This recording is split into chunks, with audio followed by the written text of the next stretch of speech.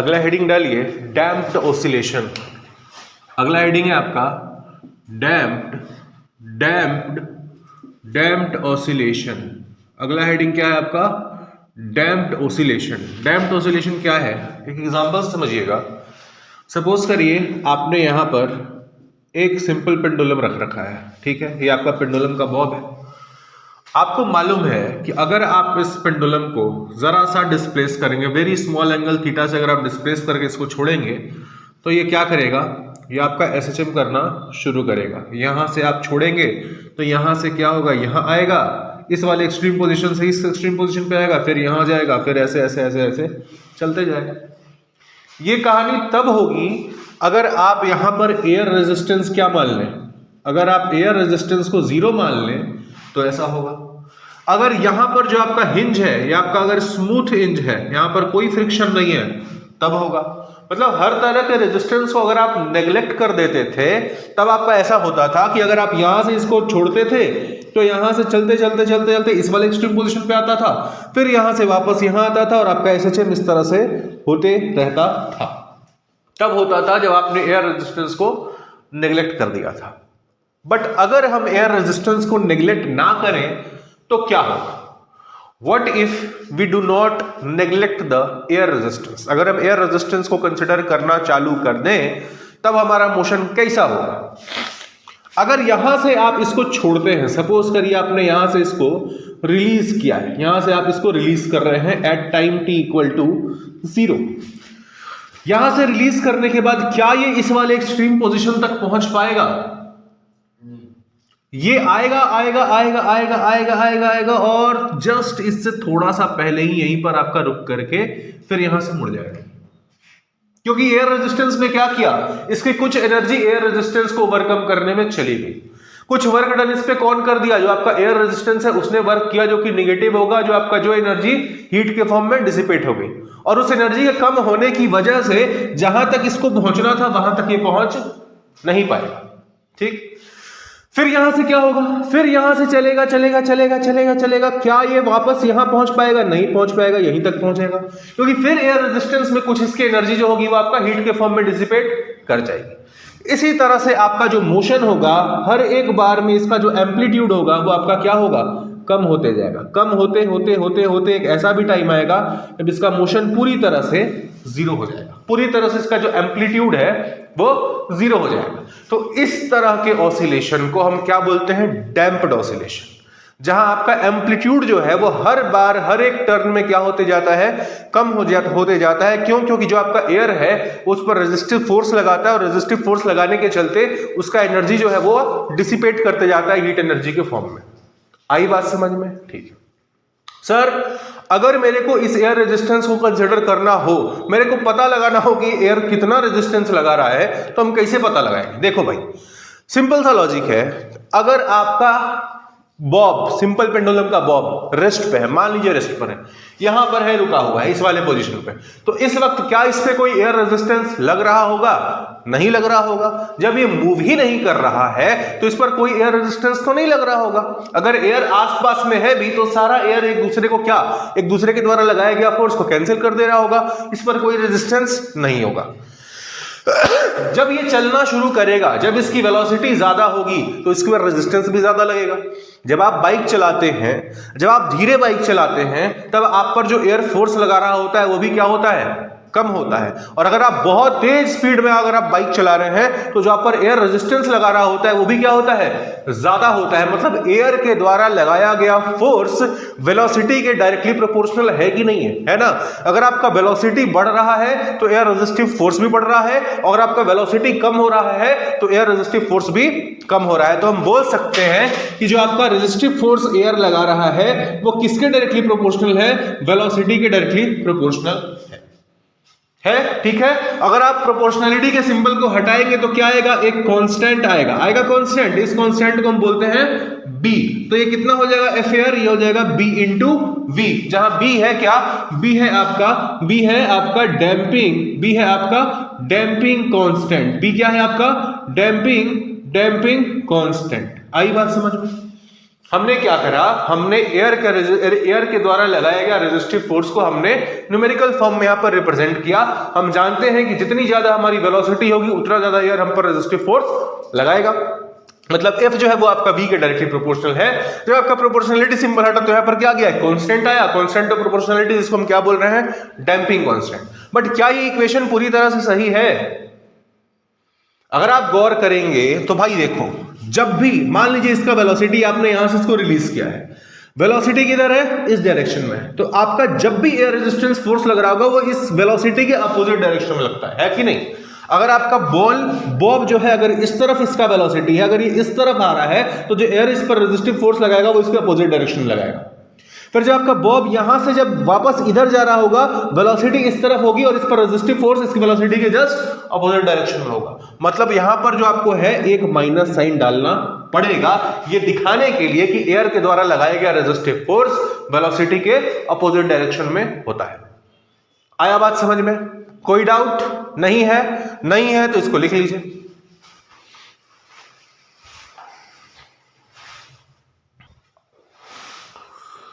चलिए भाई, तो अभी तक के डिस्कशन में आपने क्या सीखा कि अगर आपको एयर के द्वारा लगाए गए रेजिस्टिव फोर्स को अकाउंट में लेना है तो आप क्या करेंगे, रेजिस्टिव फोर्स अप्लाइड बाय जो एयर, वो क्या होगा आपका, ये होगा आपका माइनस बी इंटू वी, जहां बी क्या है, डैंपिंग कांस्टेंट है। ठीक है, अब लेट अस सपोज कि आपका कुछ इस प्रकार का ऐसा एक सेटअप है जहां पर आपका इस वॉल और ग्राउंड के ऊपर यहां पर एक आपने एक स्प्रिंग लगा करके रखा है। ठीक है, या आपने एक स्प्रिंग लगा करके रखा है, स्प्रिंग का मीन पोजीशन कहीं यहां था, और इस वक्त जिस वक्त आप इसके मोशन को देख रहे हैं, इस वक्त आपका जो ब्लॉक है मास m का, ये आपका मीन पोजीशन से x दूरी पर है और v वेलोसिटी के साथ इस ओर जा रहा है। आई बात समझ में? जिस वक्त आपने इस मोशन को देखना शुरू किया, कंसिडर करना शुरू किया, उस वक्त आपका block of mass m mean position से x दूरी पर है और v वेलोसिटी के साथ राइट डायरेक्शन में जा रहा है।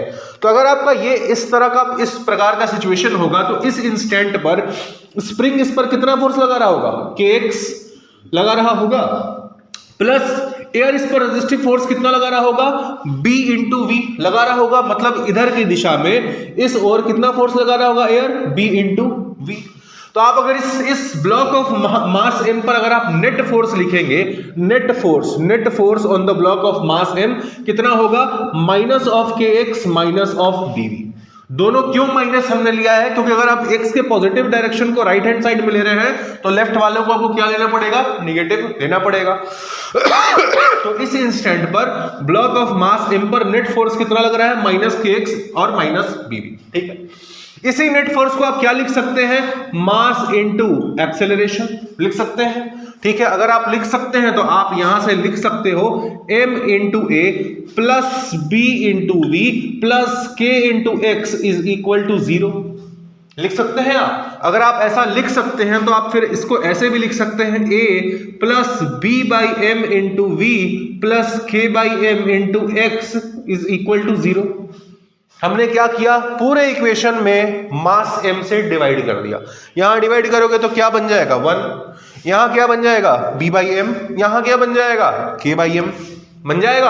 अब देखो a को आपको पता है, आप a को कैसे लिख सकते हैं, आप a को लिख सकते हैं d2x अपॉन dt स्क्वायर लिख सकते हैं आप a को, प्लस b बाई एम और v को आप क्या लिख सकते हैं, dx बाई dt, और आप k बाई एम यहां पर k by M into x, ये हो गया आपका 0। इस इक्वेशन को हम क्या बोलते हैं, इस इक्वेशन को हम बोलते हैं आपका ऑक्सिलियरी इक्वेशन। क्या बोलते हैं, ऑक्सिलियरी इक्वेशन। आया बात समझ में? यहां तक कोई डाउट? यहां तक हम यहां से यहां कैसे पहुंचे, इसमें किसी को डाउट है? नहीं है तो लिख लीजिए।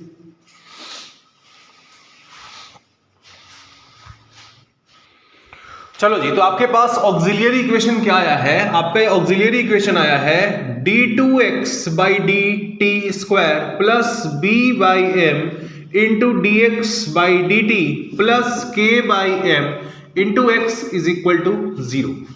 आया है। इसी इक्वेशन में पहले जब हम एयर रेजिस्टेंस को कंसीडर नहीं करते थे, मतलब हम डैम्पिंग को कंसीडर नहीं करते थे, तो ये आपका B 0 हो जाता था, डैम्पिंग कांस्टेंट 0 हो जाता था, और ये 0 हो जाता था तो ये सारा टर्म क्या हो जाता था, 0 हो जाता था। तो जो आपका इक्वेशन बच जाता था वो क्या बचता था, d2x by dt square plus k by m into x is equal to 0। इसी k by m को हम क्या बोल देते थे, आपका एंगुलर फ्रीक्वेंसी ओमेगा बोल देते थे, omega is equal to under root k by m। और आपका इस इक्वेशन को, इसको हम ओमेगा स्क्वायर एक्स लिख करके d2x by dt square plus omega square x is equal to 0 लिख करके हम इसको क्या बोलते थे, इक्वेशन ऑफ SHM हम बोलते थे। और इसका जो सॉल्यूशन आता था वो क्या आता था, x is equal to a sin omega t plus 5। इसका, इस वाले का आपका सॉल्यूशन क्या आता था, x is equal to a sin omega t plus 5। But अभी क्या है, ये इक्वेशन बदल चुका है। यहां पर आपका एक डैम्पिंग वाला, एक डैम्पिंग फैक्टर के चलते आपका यहां पर b by m into dx by dt आ चुका है। और इसका सॉल्यूशन अब हम कैसे निकालेंगे? अगर मेरे से बोला जाए कि डैम्प्ड इक्वेशन का, डैम्प्ड ऑसिलेशन का सॉल्यूशन निकाल के बताओ, तो क्या वो यही होगा या इससे अलग अलग होगा? उसका भी निकालने का तरीका है, देखिए कैसे निकाला जाता है। सबसे पहले हम क्या कर रहे हैं, इसको इस प्रकार, यहां पर देखिए मैथमेटिक्स का इस्तेमाल होगा, मैथमेटिक्स का इस्तेमाल होगा, थोड़ा सा हायर लेवल मैथमेटिक्स का इस्तेमाल होगा, थोड़ा सा क्लास 10th वाला मैथमेटिक्स का इस्तेमाल होगा। बट आपको हम इस तरह से बताने की कोशिश कर रहे हैं ताकि आपको सब कुछ समझ में आए। जहां समझ में नहीं आए वहां पूछ लीजिएगा, ठीक है।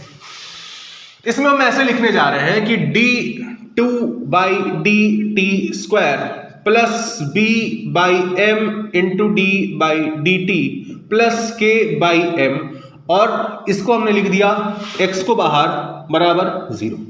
क्या हम ऐसा लिख सकते हैं? हाँ लिख सकते हैं, अगर इस पूरे को हम एक ऑपरेटर मान लें। क्या मान लें? आपका एक ऑपरेटर। अगर ये ऑपरेटर आपका x पे लगेगा तो आपको ये इक्वेशन मिलेगा। ये ऑपरेटर यहां लगने का मतलब क्या है कि यहां पर आप d2, जब आप x, जब ये आपका इसके साथ मल्टीप्लाई आप करेंगे तो d2 by dt square x पे लगेगा तो क्या बन जाएगा, d2x by dt स्क्वायर। मतलब आपको x को डबल डिफरेंशिएट करना है।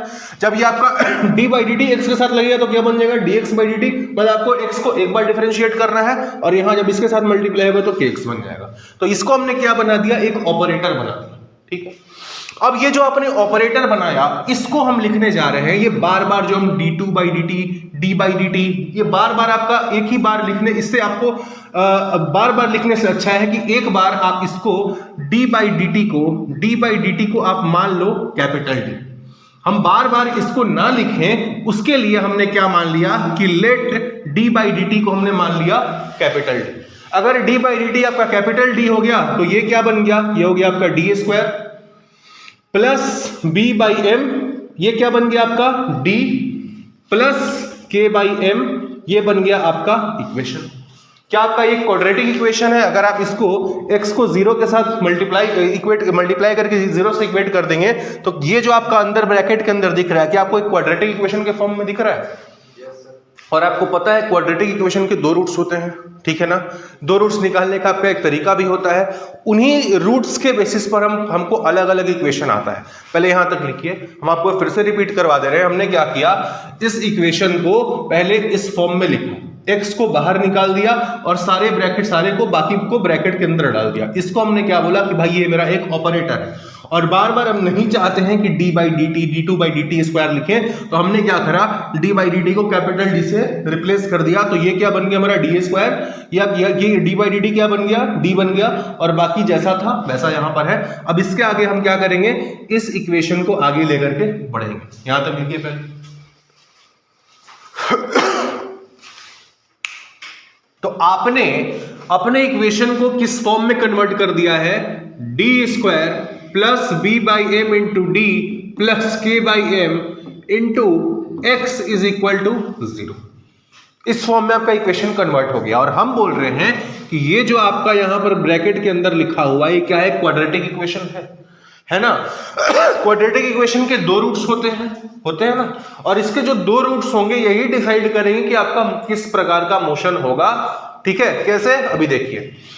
किसी भी क्वाड्रेटिक इक्वेशन के जो 2 रूट्स होते हैं, अल्फा और बीटा, हम लोग पढ़े क्लास 10th में, अल्फा और बीटा 2 आपके रूट्स होते थे क्वाड्रेटिक इक्वेशन के। उसको हम लोग कैसे निकालते थे, तो उसका फॉर्मूला क्या होता था, -b plus minus under root b square minus 4ac divided by 2a।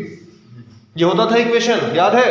अगर ये होता था तो सेम चीज को इसका हम इक्वेशन इसके रूट्स निकालने के लिए हम सेम चीज को अप्लाई करने जा रहे हैं। मान लेते हैं कि इसके दो रूट्स हैं d1 और d1 एंड d2 हम मान लेते हैं कि इसके दो रूट्स हैं। तो मेरे को d1 और d2 निकालना है, तो d1 and d2 is equal to क्या हो जाएगा आपका minus b by M plus minus under root b by M का whole square minus 4 into 1 into K by M divided by कितना 2। समझ में आया? आया ना? ठीक है। अब इस 2 को क्या कर दो, इसको b बाई एम को 2 से डिवाइड कर दो, तो ये क्या बन जाएगा minus b by 2m plus minus under root. देखिए इस रूट वाले को अगर आप 2 से डिवाइड करेंगे तो यहाँ 1/2 बनेगा, और अगर आप इस 1/2 को जो नीचे आपका डिनोमिनेटर में 2 अगर आप इसको अंदर डालेंगे रूट के अंदर, तो ये अंदर जाएगा तो 4 बन जाएगा ना। तो इसको हम लिख सकते हैं b बाई 2m का होल स्क्वायर, यहाँ पर गया, यहाँ पर 2 था तो यहाँ अंदर गया 4 बना, और 4 को हमने क्या किया इस 2 के साथ मल्टीप्लाई करके b बाई 2m का होल स्क्वायर लिख दिया। ठीक है। माइनस यहाँ पर क्या है माइनस 4 इंटू, यहाँ पर देखो यहाँ पे 2 था अंदर गया 4 बन करके, तो इस 4 को क्या करेगा काट देगा पूरी तरह से, तो ये बन गया आपका k बाई एम। ठीक है। तो आपके जो दो रूट्स आए d1 एंड d2 वो आपके क्या आए minus b by 2m minus b by 2m plus minus under root b by 2m का whole square minus k by m। आया? यहां तक कोई दिक्कत समझने में नहीं होनी चाहिए। ठीक है। ये जो आपका b बाई 2m है, b बाई 2m को हम क्या बोल देते हैं, इसको हम बोल देते हैं आपका अल्फा। क्या बोल देते हैं? अल्फा, जिसका नाम होता है आपका डैम्पिंग कोएफिशिएंट। क्या नाम है इसका? Damping coefficient p by 2m। अगर आप इसको अल्फा बोल रहे हैं, और आप ध्यान रखिएगा कि ओमेगा आपका क्या होता था, ओमेगा होता था under root k by m होता था, तो k बाई m को आप क्या लिख सकते हैं, ओमेगा स्क्वायर इक्वल टू आप k बाई m लिख सकते हैं। तो आपका d1 और d2 यहां से क्या आ गया, d1 एंड d2 आपका बन करके आ गया minus of alpha plus minus under root alpha square minus what minus omega square. आया समझ में? यहां तक लिखिए।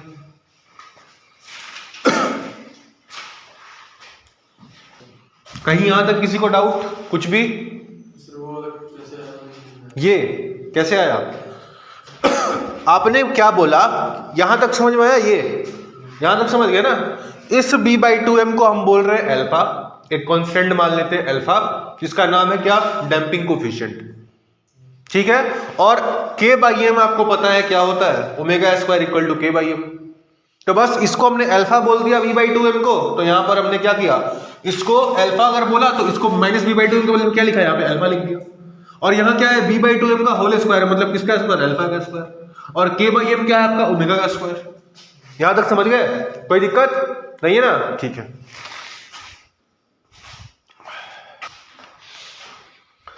तो आपके जो रूट्स आए थे d1 एंड d2 वो क्या आए थे, minus b by 2m plus minus under root b by 2m का होल स्क्वायर माइनस कितना था, k बाई m। यही था ना? ठीक है। अब आपको आपने क्लास 10th में पढ़ा है कि आपका क्वाड्रेटिक इक्वेशन का रूट क्या होता है, minus b plus minus under root b square minus 4ac upon 2 में। ये जो आपका अंदर होता है ब्रैकेट के, जब ये आपका बी स्क्वायर माइनस 4ac 0 से बड़ा होता है तो आपको क्या मिलता है, रियल रूट्स मिलता है। याद है ये बात? जब आपका B square minus 4ac equal हो जाता है 0 के, मतलब अगर आपका बी स्क्वायर बराबर हो जाता है 4ac के, तो आपको रूट्स कैसे मिलते हैं, रियल एंड इक्वल मिलते हैं। और अगर आपका बी स्क्वायर माइनस 4ac 0 से कम हो जाता था तो क्या होता था, तो आपको जो रूट्स मिलते हैं वो कैसे होते हैं, अनरियल रूट्स होते हैं। ये आपने पढ़ा था क्लास 10 में। अब सेम चीज यहां पर आने वाला है, अलग अलग केसेस बनेंगे। पहला केस होगा जब आपका ये जो ब्रैकेट के अंदर है वो आपका 0 से कम होगा, दूसरा केस आपका बनेगा जब ये 0 से ज्यादा होगा, और तीसरा केस बनेगा जो आपका ये 0 के बराबर होगा। और जैसे जैसे आपके अलग अलग केसेस बनेंगे, तीनों ही केसेस में जो आपका इक्वेशन ऑफ मोशन आएगा वो भी आपका क्या आएगा, अलग अलग आएगा।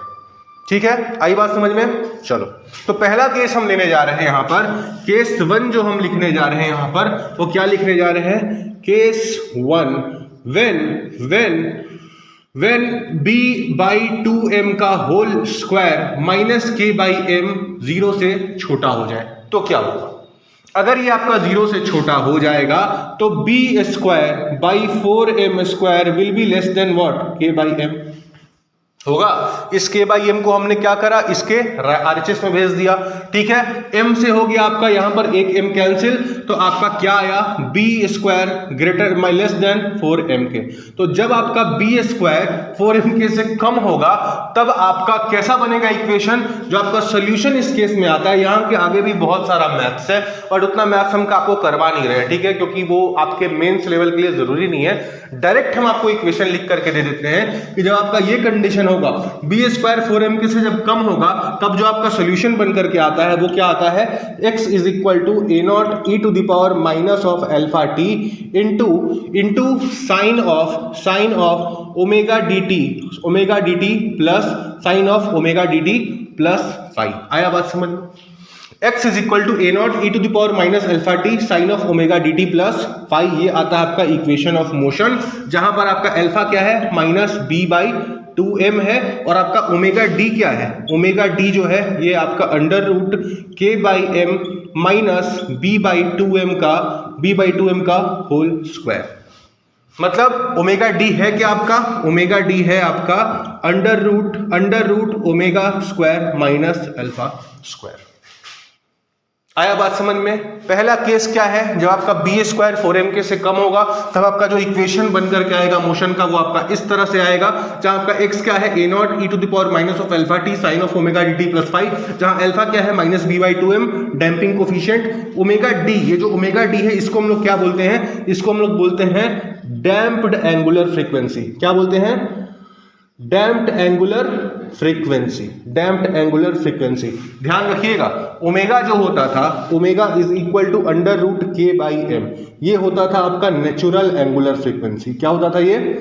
Natural angular frequency. जब कोई डैम्पिंग नहीं होती थी तब आपका ये एंगुलर फ्रीक्वेंसी होता था, बट डैम्पिंग होने के बाद जो आपका ओमेगा डी होगा वो क्या होगा? ओमेगा से कम हो जाएगा, क्योंकि डैम्पिंग हो रही है, और उसका वैल्यू कितना होगा? Under root k by m minus b by 2m का होल स्क्वायर, जिसको हम क्या बोलेंगे? डैम्प्ड एंगुलर फ्रीक्वेंसी बोलेंगे। और इस पूरे केस को जब आपका ये सिचुएशन सेटिस्फाई कर रहा होगा, बी स्क्वायर 4m के से जब कम होगा, तो इस पूरे सिचुएशन को हम क्या बोलते हैं? Under damping. क्या बोलते हैं इसको? Under damping. इसको हम लोग बोलते हैं अंडर डैम्पिंग सिचुएशन या अंडर डैम्पिंग ऑसिलेशन। आया बात समझ में? लिखिए पहले यहां तक।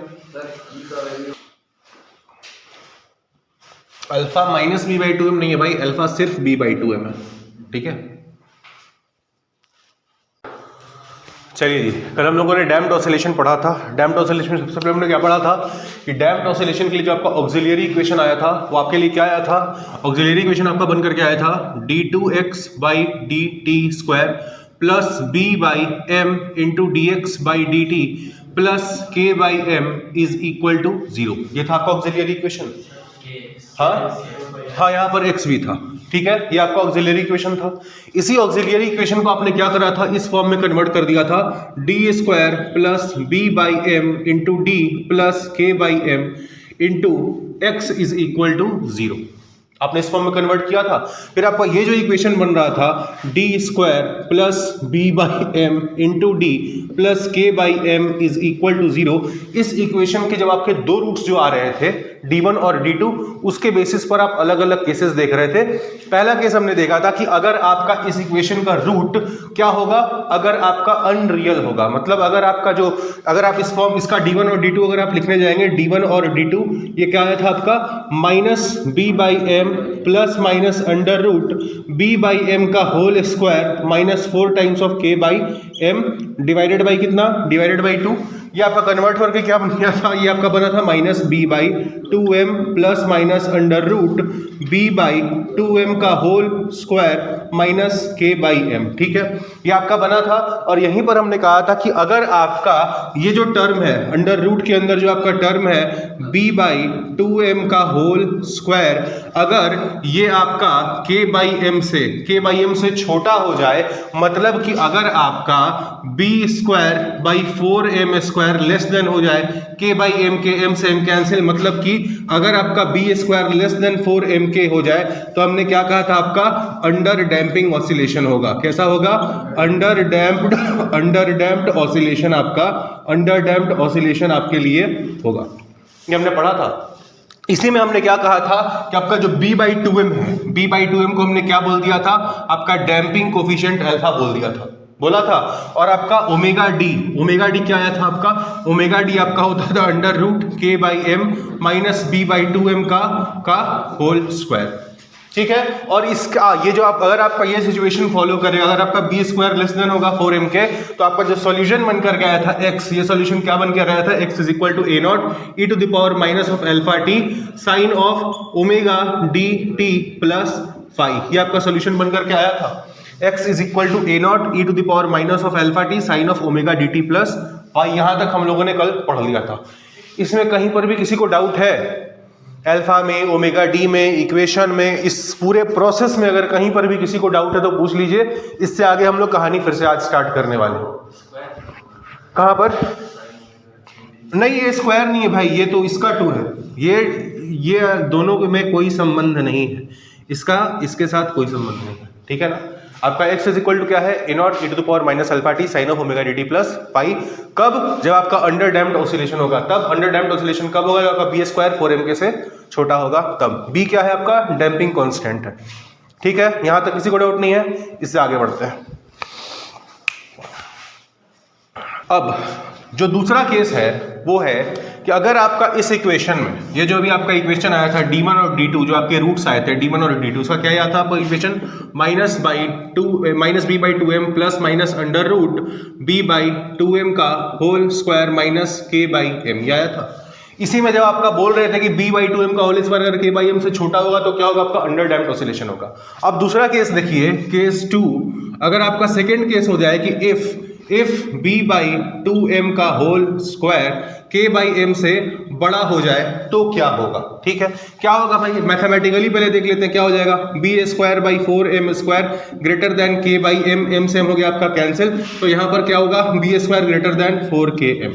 तो अगर आपका b square greater than 4km होगा तो आपका क्या होगा, इस केस में होगा आपका ओवरडैम्प्ड ऑसिलेशन। इस केस में होगा क्या, आपका ओवरडैम्प्ड ऑसिलेशन। और जब भी आपका ओवरडैम्प्ड ऑसिलेशन होगा, मतलब जब ये कंडीशन सेटिस्फाई करेगा, आपको पता है कि इस ब्रैकेट के अंदर जो भी है उसका साइन पॉजिटिव होगा, नेगेटिव होगा नहीं, मतलब आपको रूट्स कैसे मिलेंगे, रियल रूट्स मिलेंगे। और इस केस में जो आपका सॉल्यूशन बनकर के आता है x का, वो क्या बनकर के आएगा, c1 e to the power d1t plus c2 e to the power d2t। आया समझ में। आपका इस केस में ओवरडैम्प्ड ऑसिलेशन के केस में जो आपका x का टाइम के साथ रिलेशन होगा वो कैसा होगा, c1 e to the power d1t plus c2 e to the power d2t, जहां d1 और d2 क्या है, d1 और d2 इसका रूट्स है। जो आपका ऑक्सिलियरी इक्वेशन आया था, ऑक्सिलियरी इक्वेशन का रूट्स है। कैसे आएगा रूट्स, आपका इस रिलेशन से आएगा, d1 और d2 is equal to minus b by 2m plus minus under root b by 2m का whole square minus k by m। ठीक है, d1 d2 क्या है, roots of the auxiliary equation. आया समझ में, लिखिए इसको। C1 और C2 कॉन्स्टेंट्स हैं। इन कॉन्स्टेंट्स को हम लोग कैसे फाइंड आउट करते हैं, जो आपका कंडीशन दिया होता है ना कि टाइम t इक्वल टू 0, आपका इनिशियल कंडीशन दिया रहेगा, टाइम t इक्वल टू 0 पर आपका बॉडी कहां पर है, मीन पोजीशन पर है, तो x इक्वल टू 0। तो t अगर मान लीजिए आपका ऐसा सिचुएशन सवाल में दिया है कि at t is equal to 0, at t is equal to 0, मान लीजिए आपका पता है कि x इक्वल टू 0, मतलब टाइम t इक्वल टू 0 पर इनिशियली आपका बॉडी कहां पर था, मीन पोजीशन पर था, t equal to 0, x equal to 0। तो आप क्या पुट करिए यहां पर इस इक्वेशन में, इसको डाल दीजिए, t इक्वल टू 0 जब आप डालोगे तो ये क्या बन जाएगा, e टू द पावर 0 1 हो जाएगा, और ये भी क्या हो जाएगा, e टू द पावर 0, ये भी क्या हो जाएगा आपका 1, क्योंकि टाइम यहाँ पर 0 है, 0 यहाँ पर d1 into 0 0, d2 into 0 0, e to the power 0 1, e to the power 0 1। तो आपका ये पूरा क्या बन गया equation, x is equal to c1 plus c2। कब, जब आपका टाइम t इक्वल टू 0 होगा तब। और इस केस में आपका x भी क्या है, 0, तो आपका पहला इक्वेशन क्या आ गया, c1 plus c2 is equal to क्या, 0। और इसके साथ आपका कुछ और एक कंडीशन और दिया होगा, जैसे आपका दे देगा वेलोसिटी के बारे में कि आपका टाइम t इक्वल टू 0 पर वेलोसिटी कितना है, और उस आप वहां से वेलोसिटी वाले रिलेशन से आप क्या करेंगे, दूसरा रिलेशन निकालेंगे C1 और C2 से, और दो इक्वेशन होगा, दो वेरिएबल होगा आपका, दोनों को सॉल्व करके आप C1 और C2 का वैल्यू फाइंड आउट कर लेंगे। समझ में आ रहा है? ऊपर से बाउंस तो नहीं कर रहा है, नहीं ना? हाँ ठीक है, लिखिए इसको। x is equal to C1 e to the power d1t plus C2 to the power d2t। ये क्या है? टाइम, ये आपका x का रिलेशन है टाइम t के साथ। डिस्प्लेसमेंट का टाइम देखो, आपने सबसे पहले पढ़ा था कि जब आपका कोई डैम्पिंग नहीं होगा, कोई डैम्पिंग जब नहीं होगा तो आपका क्या आता था, x और t के बीच में relation, x is equal to a sin omega t plus phi, ये आपका आता था कब? जब कोई डैम्पिंग नहीं होता था तब। दूसरा आपने पढ़ा कि भाई अगर डैम्पिंग हो रहा है, और कैसा डैम्पिंग हो रहा है, अंडर डैम्प्ड ऑसिलेशन हो रहा है। अंडर डैम्प्ड ऑसिलेशन में क्या रिलेशन आपका बनकर गया था, x is equal to a not e to the power minus alpha t sine of omega dt plus phi. कब आएगा ये? जब आपका अंडर डैम्प्ड ऑसिलेशन होगा। अंडर डैम्प्ड ऑसिलेशन कब होगा? जब b स्क्वायर 4m के से कम होगा। और तीसरा क्या है आपका, ओवर डैम्प्ड। ओवर डैम्प्ड में क्या होगा, b स्क्वायर 4m के से अगर ज्यादा होगा तब आपका रिलेशन क्या आएगा, x is equal to c1 e to the power d1t plus c2 e to the power d2t, जहां d1 d2 क्या है, roots of the auxiliary equation. देखिए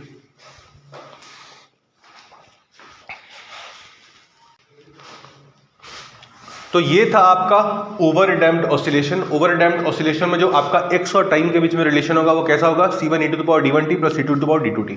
इसका अभी ग्राफिकल वेरिएशन भी हम देखेंगे, बट उससे पहले एक और सिचुएशन आपका बच रहा है। वो क्या होगा, आपने दो केसेस देख लिए। पहला आपने देखा कि अगर आपका b/2m का होल स्क्वायर k/m से छोटा होगा, जब आपका अनरियल रूट्स आएगा तब क्या होगा, अंडर डैम्प्ड ऑसिलेशन।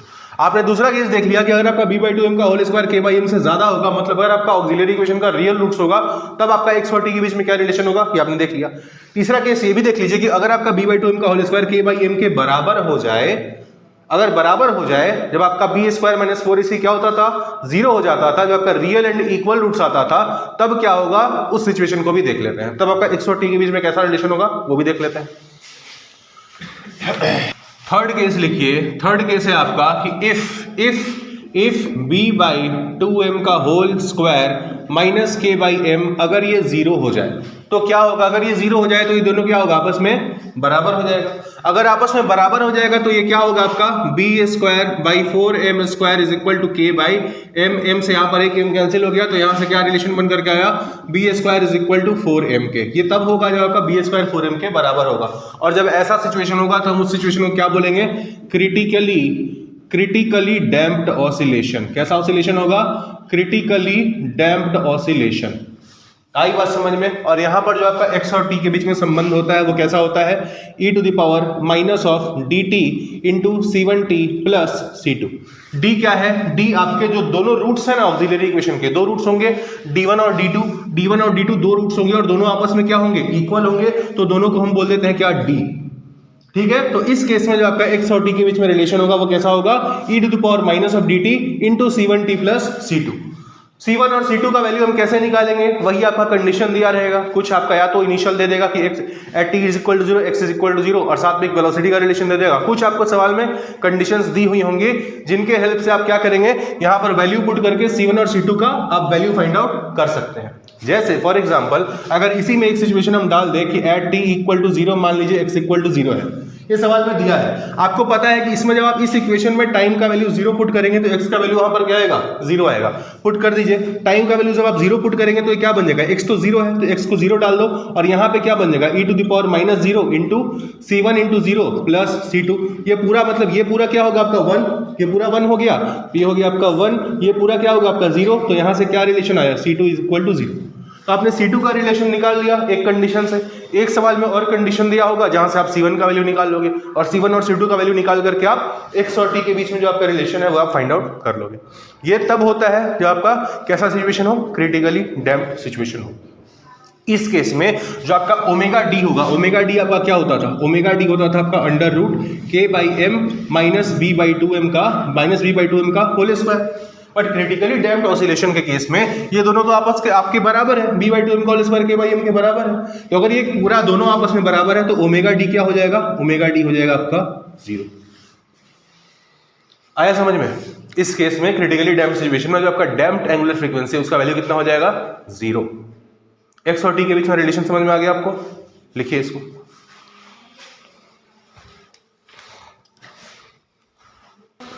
हो गया सबका, मिटा दिया जाए। किसी को डाउट इसमें? तीनों केसेस में under damping, over damping, critical damping, कोई डाउट नहीं होनी चाहिए। ठीक है, अब तीनों का क्या करते हैं, बारी बारी से ग्राफ देख लेते हैं कि आपका जो एक्स होगा वो टाइम के साथ कैसे वेरी करेगा तीनों में। तीन केसेस आपने देखे हैं। केस वन क्या था आपका? केस वन था आपका जब आपका बी स्क्वायर क्या था, 4mk से कम हो रहा था। इस केस में आपका कैसा ऑसिलेशन हो रहा था? अंडर डैम्प्ड ऑसिलेशन हो रहा था। और इस केस में अंडर डैम्प्ड ऑसिलेशन के केस में जो आपका एक्स का टाइम के साथ रिलेशन आ रहा था वो क्या आ रहा था? x is equal to a not e to the power minus alpha t sine of omega t to the power minus alpha t sine of omega dt plus phi. ये relation आया था x का time t के साथ पहले case में। दूसरे case में क्या आया था? केस टू क्या था आपका? जब आपका बी स्क्वायर 4mk से अगर आपका ज्यादा हो जाएगा, इसमें क्या होगा आपका? ओवर डैम्प्ड ऑसिलेशन होगा। कैसा ऑसिलेशन होगा? Over damped oscillation. और आपका इक्वेशन क्या बन करके आएगा? x is equal to c1 e to the power d1t plus c2 e to the power d2t। ठीक है, तीसरे केस में आपका क्या आया था रिलेशन? केस 3 आपका क्या था? जब आपका बी स्क्वायर 4mk के बराबर हो जा रहा था तब आपका हम क्या बोल रहे थे, क्या होगा? क्रिटिकली डैम्प्ड ऑसिलेशन होगा। क्रिटिकली डैम्प्ड ऑसिलेशन होगा। और इस केस में जो x का टाइम के साथ रिलेशन होगा वो क्या होगा? e to the power minus of dt into c1t plus c2, जहां d क्या है, जो आपका ऑक्सिलरी इक्वेशन आता था उसी का रूट है। और दोनों रूट इस केस में क्या होंगे? बराबर होंगे। अब तीनों का बारी बारी हम x और टाइम का ग्राफ बनाते हैं और देखते हैं कि कैसा होगा। तो सबसे पहले हम क्या करने जा रहे हैं, यहां पर हमने ड्रॉ करा आपका ये हो गया आपका टाइम एक्सिस और ये हो गया आपका क्या? ये हो गया आपका x। ठीक है, x वर्सेस t का ग्राफ हमें बनाना है। जो पहला है आपका अंडर डैम्प्ड ऑसिलेशन, इसका ग्राफ कैसा बनेगा? कल हमने आपको बताया भी था। इसका ग्राफ कुछ आपका इस प्रकार से आपका बनेगा, जिसमें इसका जो एम्पलीट्यूड है वो आपका समय के साथ क्या होते जाएगा? डैम्पिंग की वजह से जो आपका एम्पलीट्यूड है वो आपका समय के साथ कम होते चला जाएगा। किसमें? आपका ये अंडर डैम्प्ड ऑसिलेशन का ग्राफ है। ठीक है, अगर डैम्पिंग नहीं होती तो क्या होता? अगर डैम्पिंग नहीं होती तो ये जो आपका एम्पलीट्यूड ये रीच कर रहा है, ये हर बार आपका उतना ही एम्पलीट्यूड तक रीच करता, हर बार आपका जो एम्पलीट्यूड होता वहीं तक रीच करता और आपका SHM ऐसे चलते रहता अगर आपका डैम्पिंग नहीं होती तो। ठीक है, आप इस केस में देख सकते हैं अंडर डैम्प्ड ऑसिलेशन के केस में कि जो आपका एम्पलीट्यूड है, amplitude a is equal to, अगर आप इसका एम्पलीट्यूड लिखोगे तो क्या लिखोगे? a is equal to a not e to the power minus of alpha t. मतलब इसका जो एम्पलीट्यूड है अंडर डैम्प्ड ऑसिलेशन में वो टाइम के साथ कैसे डिक्रीज कर रहा है? एक्सपोनेंशियली डिक्रीज कर रहा है। कैसा डिक्रीज कर रहा है? एक्सपोनेंशियली डिक्रीज कर रहा है। तो ये रहा आपका एम्पलीट्यूड। और आप देखेंगे जो आपका एम्पलीट्यूड है, एम्पलीट्यूड जो है आपका वो समय के साथ आपका किस तरह से डिक्रीज कर रहा है? समय के साथ आपका एक्सपोनेंशियली जो है आपका एम्पलीट्यूड वो डिक्रीज करेगा। किसमें? अंडर डैम्प्ड ऑसिलेशन के केस में। आई बात समझ में? अब बात कर लेते हैं ओवर डैम्प्ड और क्रिटिकली डैम्प्ड में क्या होगा। ओवर डैम्प्ड में भाई देखो, ओवर डैम्प्ड में हुआ क्या? इस केस में अंडर डैम्प्ड में बी स्क्वायर 4mk से कम था, मतलब बी का जो वैल्यू था वो बहुत कम था, 4mk की तुलना में कम था। बी क्या है आपका? Damping constant. डैम्पिंग कांस्टेंट मतलब जो आपका डैम्पिंग करवा रहा है, जैसे एयर डैम्पिंग कौन करवा रहा था? एयर करवा रहा था। ए के लिए हम बी क्या लेते थे? डैम्पिंग कांस्टेंट लेते थे बी, जहां हम लिखते थे F air is equal to resistive force applied by the air is equal to minus b into b लिखते थे। अब आपका पहला वाला जो केस है अंडर डैम्प्ड ऑसिलेशन का जो केस है, यहां पर बी बहुत कम है, इसकी तुलना में भी बहुत कम है, तो आपका डैम्पिंग होगा बट धीरे धीरे होगा। और यही कारण है कि जो आपका एम्पलीट्यूड हो रहा है वो धीरे धीरे ऑसिलेट करके आपका कम होते जा रहा है। बट जैसे ही आप यहां पर आ रहे हैं, ओवर डैम्प्ड में आ रहे हैं और क्रिटिकली डैम्प्ड में आ रहे हैं, तो दोनों ही केसेस में आपका बी का जो वैल्यू है वो बढ़ चुका है। इसकी तुलना में बी का वैल्यू क्या हो चुका है? बढ़ चुका है। तो ये क्या करेगा? ये आपके एम्पलीट्यूड को तुरंत कम कर देगा, आपको मौका नहीं देगा कि आप घूम करके ऑसिलेट कर करके आप अपना एम्पलीट्यूड को हटाइए। ये क्या करेगा? तुरंत ही आपका जो एम्पलीट्यूड है, एम्पलीट्यूड का वैल्यू ये क्या करेगा? तुरंत ला करके आपका कम कर देगा। आया समझ में? ये किस में होगा? ये होगा आपका क्रिटिकल डैम्प के केस में, क्रिटिकली डैम्प्ड ऑसिलेशन के केस में, क्रिटिकली डैम्प्ड ऑसिलेशन के केस में होगा। और आपका ओवर डैम्प्ड में क्या होगा? ओवर डैम्प्ड में यही आपका ग्राफ थोड़ा सा आपका सेम जो आपका ग्राफ है इससे मतलब सेम नेचर आपका सेम होगा। ऊपर वाला ग्राफ कैसा होगा आपका, ओवर डैम्प्ड ऑसिलेशन का ग्राफ होगा, ओवर डैम्प्ड ऑसिलेशन का। और ये कौन सा ग्राफ होगा, ये होगा आपका क्रिटिकल डैम्प्ड ऑसिलेशन का ग्राफ होगा। क्यों ऐसा ग्राफ बन रहा है समझ में आ रहा है, क्योंकि B का वैल्यू बढ़ चुका है, रेजिस्टेंस पर जो आपका एयर लगा रहा है वो ज्यादा लगा रहा है, तो वो आपको ऐसे ऑसिलेट करके कम नहीं करेगा। आप यहां से आपने मान लीजिए आपने यहां से, जैसे आपका सपोज करिए ये आपका सेटअप है, ठीक है, ये आपका सेटअप है, यहां पर आपका ब्लॉक है, ठीक है, आपने ब्लॉक को उसके मेन पोजीशन से x दूरी जाकर के छोड़ा, ठीक है। अगर B का वैल्यू कम होगा, मतलब एयर रेजिस्टेंस कम लगेगा तो आप इसको क्या करेगा, तुरंत से इसका डिस्प्लेसमेंट जीरो नहीं होगा, ये क्या करेगा, ऐसे धीरे ऑसिलेट करके इसका एम्पलीट्यूड क्या होगा, वो धीरे धीरे आपका जाकर के जीरो होगा। बट अगर आपका एयर रेजिस्टिव फोर्स ज्यादा लगाएगा, अगर B का वैल्यू ज्यादा हो गया तो आपने यहां से छोड़ा, और जैसे आपने छोड़ा ये आपका घटते यहां पर आकर के जीरो हो जाएगा, ऑसिलेट करने का मौका नहीं देगा। ये जो आपका ग्राफ हमने दिखाया है कि आपका जो अंडर डैम्प्ड ऑसिलेशन के केस में कि आपका जो एम्पलीट्यूड है वो धीरे धीरे कम होते जा रहा है, हर बार पहले आपका एम्पलीट्यूड ज्यादा है, दूसरी बार में कम हुआ, तीसरी बार में कम हुआ, तो जो डिक्रीज करेगा ना ये आपका एक्सपोनेंशियली डिक्रीज करता है, a0 e⁻⁻ अल्फा t के केस में। ऐसा मत समझना कि ये स्ट्रेट लाइन है, स्ट्रेट लाइन नहीं है, ये आपका एक एक्सपोनेंशियल कर्व है, एम्पलीट्यूड जो है आपका एक्सपोनेंशियली डिक्रीज करता है। कंप्लीट? किसी को डाउट? अभी तक जो भी पढ़ाए हैं डैम्प्ड ऑसिलेशन के केस में या उससे पहले किसी भी टॉपिक में, अगर किसी को कोई डाउट है तो पूछ सकते हो आप लोग, क्योंकि इसके आगे हम लोग न्यूमेरिकल्स अब लगाना शुरू करेंगे। इस चैप्टर में न्यूमेरिकल्स हमने अभी तक नहीं लगाए हैं, इसके आगे हम लोग PYQ JEE मेंस से क्वेश्चन लगाना शुरू करेंगे। तो कहीं पर भी किसी भी थ्योरी में अगर आपको डाउट है तो पूछ सकते हैं आप, और अगर नहीं है तो अभी हम क्वेश्चन लगाना शुरू करेंगे। जहां जहां जिस टॉपिक से रिलेटेड सवाल आएगा, इस डैम्पिंग से सवाल आएगा, वहां पर हम लोग उसको देखेंगे, ठीक है ना। सुपरपोजिशन ऑफ SHM से आएगा, वहां उसको देखेंगे। अलग अलग टाइप के सवाल आएंगे, और सवाल आप देख करके इतना तो भरोसा कर लोगे यार, फिर से वही बात जो हम हर बार बोलते हैं कि JEE मेंस आप आराम से निकाल सकते हैं। इतना आसान सवाल पूछा गया, एक ही सवाल बार बार सेम सवाल पूछा गया। कहीं कोई डाउट है? नहीं है तो आगे सवाल हम लोग बनाना शुरू करते हैं। As a projection of uniform circular motion. अच्छा जी, एक डाउट आया है कि हमने जो पढ़ाया था आपका SHM as a projection of uniform circular motion, उसको फिर से एक बार डिस्कस करना है। ठीक है भाई, चलो कर लेते हैं डिस्कस। मान लीजिए कि आपका एक बॉडी है जो आपका ऐसा एक सर्कुलर पाथ पर मोशन कर रहा है, ठीक है। आपका एक बॉडी है जो इस सर्कुलर पाथ पर मोशन कर रहा है, गोल गोल घूम रहा है। कितने एंगुलर वेलोसिटी के साथ घूम रहा है? ओमेगा एंगुलर वेलोसिटी के साथ घूम रहा है, और यूनिफॉर्म सर्कुलर मोशन है। यूनिफॉर्म सर्कुलर मोशन कहने का मतलब है कि इसका जो आपका ओमेगा है वो कैसा है, ओमेगा का मैग्नीट्यूड जो है वो आपका कांस्टेंट है, वो आपका बदल नहीं रहा है, ठीक है ना। ठीक है, अच्छी बात है। अब मान लीजिए कि आपका ये जो बॉडी है आपका ऐसे ऐसे गोल गोल गोल गोल आपका मोशन कर रहा है। अगर आप इस बॉडी के जो आपका मोशन कर रहा है, अगर सपोज करिए आप ऊपर से इस पर लाइट आप डाल रहे हैं, ठीक। अगर आप ऊपर से इस पर लाइट डालेंगे तो आपको नीचे यहां पर मान लीजिए इसका शैडो देखने को मिलता है। तो नीचे जो आपको शैडो देखने को मिलेगा वो आपको किस प्रकार का देखने को मिलेगा? जब आपका बॉडी यहां पर था तो इसका शैडो कहां पर था? यहां पर था, ठीक है। जब आपका बॉडी यहां पर आया तो शैडो कहां पर आया? शैडो जो है वो आपका बॉडी यहां पर आया तो उसका शैडो कहां पर आ गया? शैडो जो है आपका वो यहां पर आ गया, ठीक है। फिर से आपका जब बॉडी यहां पर आया तो फिर से जो आपका शैडो यहां से गया था फिर से वो यहां पर आ गया, ठीक। जब बॉडी यहां पर घूम करके आया तो उसका शैडो कहां पर आ गया? उसका शैडो आ गया आपका यहां पर। और फिर जब आपका बॉडी यहां पर पहुंचा तो फिर से इसका शैडो जो आपका यहां से पहले यहां गया।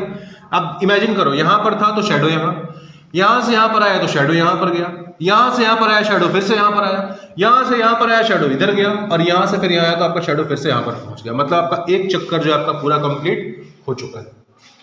तो इसी को हम बोलते हैं कि जब आपका बॉडी SHM कर रहा होता है तो हम इमेजिन कर सकते हैं कि आपका एक पार्टिकल है, उसी का जो शैडो आपका यहां पर SHM कर रहा है। पार्टिकल कैसे मोशन में मूव कर रहा होगा? यूनिफॉर्म सर्कुलर मोशन में आपका मूव कर रहा होगा। आई बात समझ में? अब मान लेते हैं कि लेट अस सपोज कि हमारा जो यहां से आपका पार्टिकल एट t = 0, मान लेते हैं t = 0 आपका पार्टिकल यहां पर था, ठीक है। और ओमेगा एंगुलर वेलोसिटी से अगर ये मूव कर रहा है, अगर ये ओमेगा एंगुलर वेलोसिटी से मूव कर रहा है, तो आपका टी टाइम में कितना डिस्टेंस मूव करेगा, कितना एंगल मूव करेगा यहां से, ये बताइए। अगर आपका एंगुलर वेलोसिटी ओमेगा है, एंगुलर वेलोसिटी आपका ओमेगा है, अगर आपका एंगुलर वेलोसिटी ओमेगा है और आपका बॉडी जो है आपका क्लॉकवाइज डायरेक्शन में आपका रोटेट कर रहा है, तो आफ्टर टाइम टी वो कितना एंगल कवर करेगा। ओमेगा क्या होता है, ओमेगा होता है आपका theta by T, D theta by d T. आपका ओमेगा क्या होता है, D theta by d T होता है। तो अगर आपको जानना है कि आपका टी टाइम में कितना angle theta, D T time में कितना एंगल डी थीटा चला, तो मान लीजिए आपका टाइम कितना हो गया, टाइम हो गया आपका टी, आपको थीटा पता करना है, तो थीटा कितना हो गया, थीटा हो गया आपका ओमेगा इंटू टी। मतलब टी टाइम में ये कितना एंगल कवर किया आपका, theta is equal to omega into T cover किया, theta equal to omega into T. अगर आपका theta equal to omega into T ये कवर किया, तो आपका इसका ये जो आपका यहां से यहां तक जो आया, इसका आप प्रोजेक्शन ले सकते हैं, इस वाले का, इस वाले वेक्टर का प्रोजेक्शन ले सकते हैं, एक आपका वर्टिकल प्रोजेक्शन, एक आपका हॉरिजॉन्टल प्रोजेक्शन। तो हॉरिजॉन्टल प्रोजेक्शन जब आप लेंगे तो आपको यहां से यहां की दूरी पता चल जाएगी। ये आपको क्या बताया कि जब आपका बॉडी यहां से यहां पर आया, तो उतनी देर में जो आपका शेडो यहां से यहां गया वो कितनी दूर चला, इसको हम एक्स मान लेते हैं। हमने बोला कि जब आपका बॉडी जो यूनिफॉर्म सर्कुलर मोशन कर रहा है, जब वो यहां से यहां आएगा तो उसका शेडो यहां से यहां पहुंच जाएगा। अब उसका शेडो कितना आपका टी टाइम में, आपका बॉडी जब थीटा एंगल रोटेट किया तो टी टाइम में शेडो कितना दूरी चला, एक्स। और मेरे को ये एक्स निकालना है कि टी टाइम में मेरा शेडो कितना दूरी एक्स चला है। तो हम क्या करेंगे, इसका हम क्या करेंगे, कंपोनेंट ले लेंगे। कौन सा कंपोनेंट, ये वाला आपका हॉरिजॉन्टल कंपोनेंट, ठीक है। इस वाले दूरी को हम बोल रहे हैं आपका एम्पलीट्यूड ए। यहां से जो मैक्सिमम आपका रेडियस है सर्कुलर का, ये सर्कुलर पाथ का जो रेडियस है यहां से यहां, इसको हम बोलते हैं आपका एम्पलीट्यूड ए के बराबर। क्यों, एम्पलीट्यूड ए होता क्या है, मीन पोजीशन से एक्सट्रीम पोजीशन के बीच की दूरी को एम्पलीट्यूड ए बोलते हैं। और आप देख सकते हैं कि जो सर्किल का रेडियस है वो यहाँ पे एम्पलीट्यूड के बराबर है। तो हमने बोला कि जो आपका बॉडी, जो आपका इसका शेडो होगा, शेडो का जो एम्पलीट्यूड है वो आपके सर्कल के रेडियस के बराबर है, ठीक है। अब आपको ये दूरी पता है यहां से यहां तक, आपने क्या करना है, इसका कंपोनेंट लेना है। कौन सा, हॉरिजॉन्टल कंपोनेंट। क्या होगा इसका हॉरिजॉन्टल कंपोनेंट, ये अगर आपका a cos थीटा है तो ये हो जाएगा a sin थीटा। ये कंपोनेंट क्या हो जाएगा आपका a sin थीटा। तो आपका x पता चल गया, आपको x क्या पता चल गया, a sin थीटा। मतलब कि टी टाइम में अगर आपका बॉडी जो यूनिफॉर्म सर्कुलर मोशन कर रहा है, अगर वो यहां से यहां कितना एंगल कवर किया, ओमेगा टी, तो उसी टाइम में जो आपका शेडो है वो इतना एक्स दूरी चला है, और वो एक्स कितना है, ए साइन थीटा के बराबर। मतलब एक्स कितना है, ए साइन ओमेगा टी के बराबर। आया समझ में। अब मेरे को जानना है कि भाई अगर ये यूसीएम है, यूनिफॉर्म सर्कुलर मोशन है, तो हमारा जो शेडो जो आपका मूव कर रहा है, इसका शेडो जो ऐसे ऐसे आपका हॉरिजॉन्टल डायरेक्शन में मूव कर रहा है, ये एसएचएम है कि नहीं, मेरे को ये प्रूफ करना है। कैसे प्रूफ करेंगे, एसएचएम प्रूफ करने का आपको सिंपल सा तरीका आपको बताया गया है कि एक्सेलरेशन क्या होना चाहिए, minus of omega square x के बराबर अगर होगा तो आपका एसएचएम प्रूफ हो जाएगा, होगा ना। अब आपके पास एक्स का टाइम के साथ रिलेशन है, अगर आप इससे ये प्रूफ कर दें कि a is equal to minus of omega square x, तो आपका एसएचएम प्रूफ हो जाएगा। कर देते हैं, देखते हैं भाई। तो हम पहले क्या करेंगे, x पता है आपको, x से आपको एक्सेलरेशन पहुंचना है, तो सबसे पहले आप क्या करेंगे, x को डिफरेंशिएट करके वेलोसिटी निकालेंगे। जब आप इसको डिफरेंशिएट करेंगे टाइम के रिस्पेक्ट में, तो आपका ये क्या हो जाएगा, dx बाई dt, जिसको हम v बोल देते हैं, और v क्या हो जाएगा आपका a omega cos of omega t, ठीक है। मेरे को कहां पहुंचना है, एक्सीलरेशन पे। तो हम क्या करेंगे, इसको एक बार और डिफरेंशिएट करेंगे।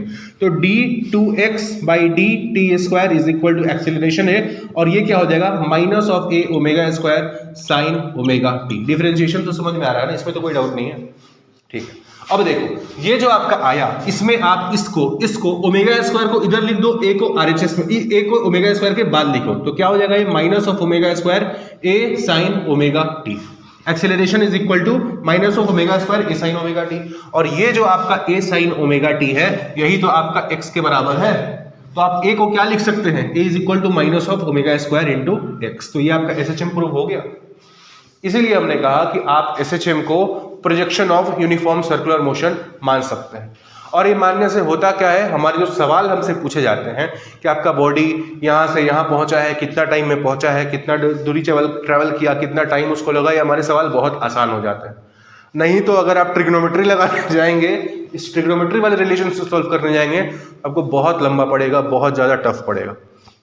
तो उसी के लिए हमने क्या तरीका निकाला है कि जब भी आपका एसएचएम का सवाल आए और आप अगर लगा सकते हैं तो आप इस कॉन्सेप्ट को वहां पर लगाइए।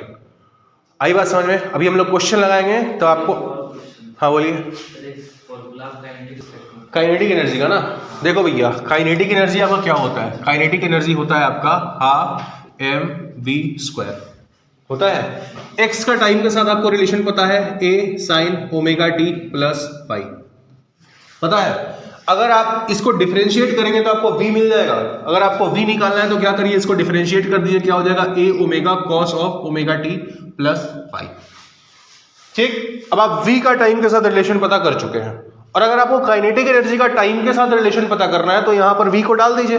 v को टाइम के रिस्पेक्ट में आपको पता है, इस v को यहां पर उठा के डाल दीजिए, तो क्या आ जाएगा आपका kinetic energy is equal to half m v square, मतलब क्या a square omega square cos square omega T plus pi होगा। ये क्या है आपका kinetic energy is equal to half m omega square a square cos square omega T plus pi. ये क्या बता रहा है आपका? ये बता रहा है काइनेटिक एनर्जी का रिलेशन टाइम टी के साथ, काइनेटिक एनर्जी का रिलेशन टाइम टी के साथ। एक और हमने फॉर्मूला पढ़ा था वेलोसिटी का, जहां पर वेलोसिटी को हम लिखते थे v is equal to omega under root a square minus x square. दोनों रिलेशन में फर्क क्या है? ये वेलोसिटी का वेरिएशन बता रहा है टाइम टी के साथ, कि अगर टाइम टी बदलेगा तो वेलोसिटी कैसे बदलेगी। अलग अलग टाइम पे वेलोसिटी की अलग अलग वैल्यू बता रहा है। और ये क्या बता रहा है? अलग अलग एक्स पर वेलोसिटी की वैल्यू बता रहा है कि जो आपका मीन पोजीशन से, जो आपका बॉडी है, जो आपका एसएचएम कर रहा है, लेट अस सपोज ये आपका बॉडी है, ठीक है, ये यहाँ पर आपका रखा हुआ था, अभी मान लेते हैं आपका नेचुरल लेंथ पर है।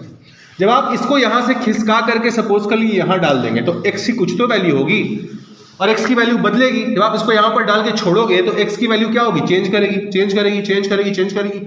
तो अलग अलग एक्स पर अलग अलग वेलोसिटी होगी, और वो आपको निकालना है तो आप इस फॉर्मूले से निकालें, अलग अलग एक्स पर अलग अलग वेलोसिटी की। तो अगर आपको ये v का x के साथ रिलेशन पता है और अगर आपको काइनेटिक एनर्जी का x के साथ फंक्शन चाहिए तो आप क्या करेंगे? यहाँ पर वेलोसिटी जो आपका mv स्क्वायर में v को आप ये वाला फॉर्मूला डालेंगे तो क्या बन जाएगा? Half m omega square a square minus x square. तो ये दो रिलेशन आया। अगर आपको टाइम के साथ काइनेटिक एनर्जी का वेरिएशन पूछे तो आप ये डालिए, अगर आपको x के साथ काइनेटिक एनर्जी का वेरिएशन पूछे तो आप ये वाला डालिए। आ रहा है समझ में? और कुछ किसी को डाउट? सवाल शुरू किया जाए। आपके सामने सवाल यह है कि दो बॉडीज हैं, दोनों आपका एसएचएम कर रहे हैं, ठीक है। पहला जो बॉडी एसएचएम कर रहा है उसका एसएचएम का इक्वेशन आपको दिया हुआ है x1 is equal to 5 sine omega t, और जो दूसरा बॉडी है उसका एसएचएम का आपको इक्वेशन दिया हुआ है x2 is equal to 5 root 2 sine omega T plus 5 root 2 cos omega t. आपको क्या करना है? दोनों एसएचएम का जो एम्पलीट्यूड है उसका रेशियो आपको फाइंड आउट करके बताना है। बताइए। अच्छा देखते हैं, अब हम सॉल्व करें। हो गया आप लोग का? देखिए जो आपका पहला एसएचएम है उसका इक्वेशन क्या है? x1 is equal to 5 sine omega t. इसमें तो कोई दिक्कत नहीं है, ठीक है। इसका एम्पलीट्यूड आपको पता है कितना है? a1 जो आपका पहला एसएचएम का जो एम्पलीट्यूड है कितना है? 5 के बराबर है। इसमें तो कोई दिक्कत नहीं है। यहां पर दिक्कत है कि यहां पर आपका जो एसएचएम सेकंड वाला जो एसएचएम है वो बेसिकली आप समझ सकते हैं कि ये दो एसएचएम्स को सुपर इंपोज किया गया है। सुपरपोजिशन ऑफ एसएचएम हमने आपको पढ़ाया था। तो आप मान सकते हैं कि एक एसएचएम ये था, दूसरा एसएचएम ये था, जो दूसरा बॉडी, पहला बॉडी तो ये एसएचएम कर रहा है, इसमें तो कोई डाउट नहीं होनी चाहिए। जो दूसरा बॉडी एसएचएम कर रहा है उस बॉडी पर क्या दो एसएचएम्स को सुपर इंपोज किया गया है, एक ये वाला एसएचएम को और ये वाला एसएचएम को, दोनों एसएचएम को आपको सुपर इंपोज कर दिया गया है। सुपरपोजिशन प्रिंसिपल में हमने आपको बताया था कि अगर आपको नेट डिस्प्लेसमेंट निकालना हो, मान लीजिए आपका दो बॉडीज, दो एसएचएम्स है और दो एसएचएम्स किसी बॉडी पर सुपर इंपोज किए जाते हैं तो आपका नेट डिस्प्लेसमेंट क्या आता है? x इज इक्वल टू क्या? x1 plus x2। और ये आपको x1 और x2 ही दिया हुआ है, x1 है और आपका x2 है। तो आपको इन दोनों को ऐड करके रिजल्टेंट डिस्प्लेसमेंट निकालना आना चाहिए, जो कि हमने आपको सिखाया भी था। कैसे हम लोग निकालते थे? इन दोनों को फेजर डायग्राम की हेल्प से हम लोग सॉल्व करते थे। क्या करते थे? इसको एक वेक्टर मानते थे, इसको दूसरा वेक्टर मानते थे और दोनों को फेजर बना करके हम लोग सॉल्व करते थे। तो सबसे पहले प्रोसेस क्या होता था कि दोनों को साइन में कन्वर्ट करो या दोनों को कॉस में कन्वर्ट करो। तो हम क्या करने जा रहे हैं कि जो आपका कॉस वाला है इसको कन्वर्ट करके साइन बना देते हैं। आपका x2 क्या बन जाएगा? सॉरी, आपका ये पूरा इक्वेशन क्या बन जाएगा? x is equal to 5 root 2 sine of omega T plus 5 root 2 sine of omega T plus pi by 2। दोनों को हमने क्या कर दिया, साइन में कन्वर्ट कर दिया। अब बारी बारी से क्या करेंगे, इसको एक वेक्टर बनाएंगे, इसको एक वेक्टर बनाएंगे, दोनों का वेक्टर समेशन करेंगे और आपका रिजल्ट आएगा। कैसे करेंगे, तो आपका पहला वेक्टर जो हम इसको बनाने जा रहे हैं, इस वाले को, जो आपका ये जब आपका वेक्टर में कन्वर्ट होगा तो उस वेक्टर का मैग्नीट्यूड इसके एम्पलीट्यूड के बराबर होगा ना। तो आप बना दीजिए यहां पर एक वेक्टर कितना, किसके बराबर, 5√2 के बराबर। ठीक है, दूसरा जो वेक्टर बनेगा वो इससे π/2 आगे बनेगा, मतलब इधर कहीं बनेगा दूसरा वेक्टर, और इसका भी मैग्नीट्यूड कितना होगा, 5√2 होगा। तो आपका एक वेक्टर इधर है, दूसरा वेक्टर इधर है, दोनों का रिजल्टेंट किधर होगा, कहीं आपका इधर होगा, और उस रिजल्टेंट का वैल्यू कितना होगा, अंडर रूट 5√2 का होल स्क्वायर प्लस 5√2 का होल स्क्वायर, मतलब कितना, अंडर रूट 5√2 का होल स्क्वायर मतलब कितना, 50 प्लस 50 मतलब कितना, अंडर रूट 100 मतलब कितना, 10। मतलब ये जो रिजल्टेंट वेक्टर बना, रिजल्टेंट वेक्टर का मैग्नीट्यूड कितना आया है, 10 के बराबर आया है। और रिजल्टेंट वेक्टर का मैग्नीट्यूड 10 आने का मतलब क्या है कि रिजल्टेंट जो आपका एसएचएम होगा उसका एम्पलीट्यूड किसके बराबर है, उसका एम्पलीट्यूड 10 के बराबर है। अब आपको पता है जो आपका सेकंड एसएचएम हो रहा है, जो सेकंड बॉडी आपका एसएचएम कर रहा है, उसका मैग्नीट्यूड कितना है, 10 है। पहले वाले का मैग्नीट्यूड कितना है, 5 है। तो a1/a2 कितना हो गया, a1/a2 हो गया आपका 1/2। आया समझ में? इधर आपको समझना, हाँ बोलिए, कोई डाउट है? हाँ, इधर आपको समझ में आना चाहिए था पहला चीज कि जब भी आपको ऐसा दिखे, यहां पर तो सिंपल, यहां पर आप निकाल लो कि भाई पहले वाले का एम्पलीट्यूड क्या है, 5 है। इस वाले केस में आप इसको दो एसएचएम्स का सुपर इंपोजिशन मान सकते हैं। आपने क्या करा है, दो एसएचएम्स को ऐड करा है, ठीक है, और दोनों एसएचएम्स को सॉल्व करके आप जो नेट डिस्प्लेसमेंट निकालेंगे, वहां से आपका एम्पलीट्यूड आपको पता करना पड़ेगा, और तब आप इस एम्पलीट्यूड का रेशियो निकाल पाओगे। ऐसा पीवाईक्यूज का, ये पीवाईक्यू में आया हुआ ही सवाल, इस जैसे सेम डेटा नहीं था, डेटा कुछ और था, और सवाल ऐसा आया हुआ है, एक बार नहीं, दो, कई एक बार आया हुआ है। आया समझ में? तो एक काम करिए आप लोग जितना पढ़ाया गया इस चैप्टर में, उसको जाइए घर जाकर के रिवाइज कीजिए अच्छे से। कल 1 बजे दोपहर में आ जाना है, और आकर के हम लोग कल अच्छे सवाल, जेईई मेंस के पीवाईक्यूज के सवाल हम लोग सॉल्व करेंगे, ठीक है। जब आपका एक ऐसा लेवल हमको लग जाएगा कि हमने सही नंबर ऑफ सवाल आपको करा दिया है, तो फिर हम आपको बोर्ड पर ही खुद से सवाल सॉल्व करने के लिए आपको हम बुलाएंगे, और आपको सॉल्व करना पड़ेगा, ठीक है। तो आप अपना थ्योरी वाला पार्ट को स्ट्रांग रखिए कि भाई आपको सारे सब कुछ याद होनी चाहिए। कल बुलाएंगे, हाँ, कल 1 बजे आपको आना है, और कल भी हम आपको बोर्ड पर बुला करके सवाल देंगे सॉल्व करने के लिए, ठीक है ना। आज कौन सा डे है, वेडनेसडे है ना, तो मान करके चलिए कि अगला 2-3 दिन हम लोग एसएचएम के अच्छे न्यूमेरिकल सॉल्व करने वाले हैं। जैसे रिजिड बॉडी रोटेशन में किए थे, वैसे ही एसएचएम में करेंगे, और इसके बाद अगला चैप्टर आपका वेव स्टार्ट हो जाएगा, ठीक है। चलिए।